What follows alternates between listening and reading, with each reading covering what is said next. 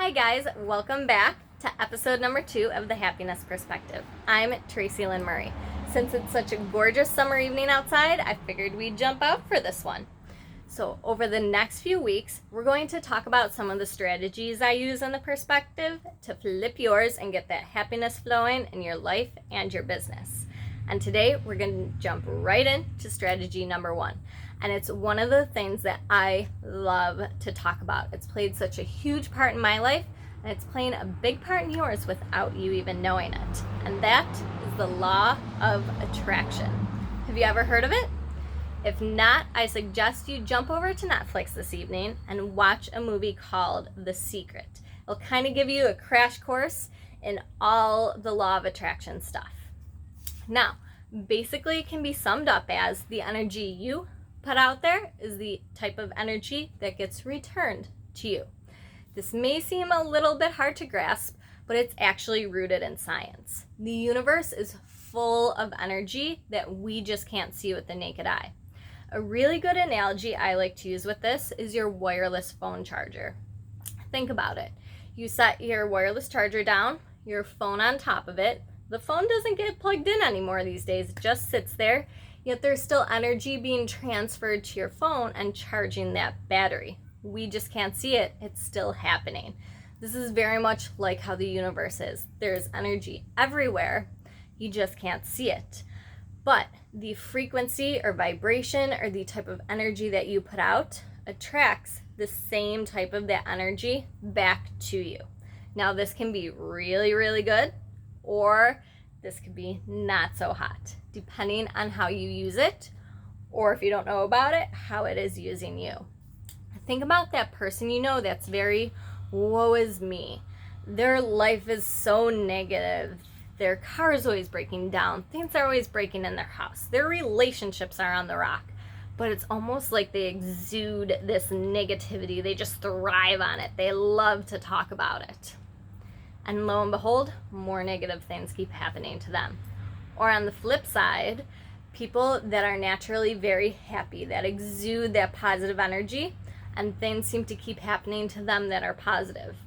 I like to use the example of Conor McGregor. Have you heard of him? He's really big in the fighting arena. MMA, UFC, one of those things. He relates many of his victories to the law of attraction.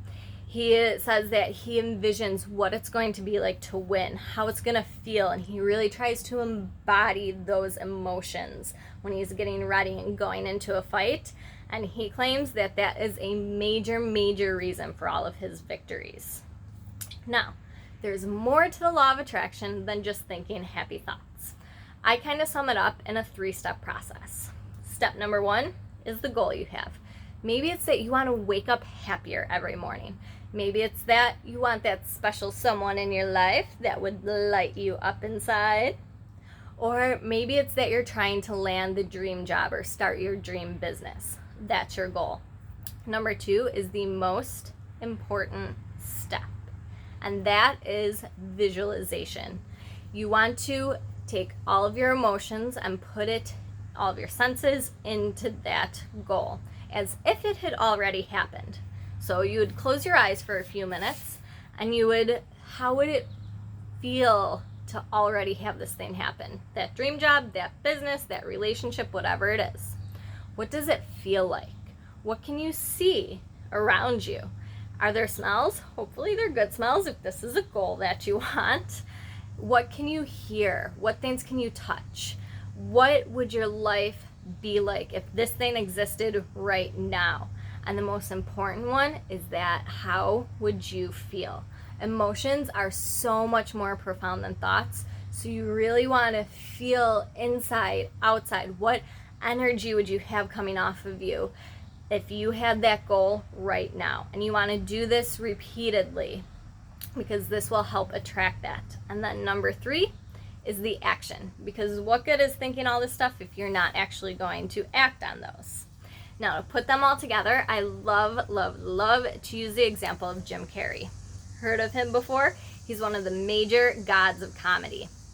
But did you know, back in his adolescence, he was having trouble landing acting jobs. So he heard of the law of attraction, decided to put it into play.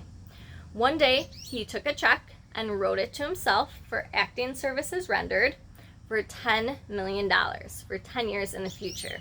And he decided that if that 10-year date came and he still had not made that much, acting was over for him. But if he made that much by 10 years, he was good to go. So he took this check and set it in his wallet. So every single time that he paid at the store, he would have to look at that check and he would think about how it would feel to actually have a check in his hand made out to him for $10 million for acting. What it would feel like, what his life would be like every single time he opened his wallet. And do you know what happened? Bet you can guess where I'm going with this. Almost 10 years to the day, he got signed for Dumb and Dumber, one of the biggest movies there was in the 90s in comedy.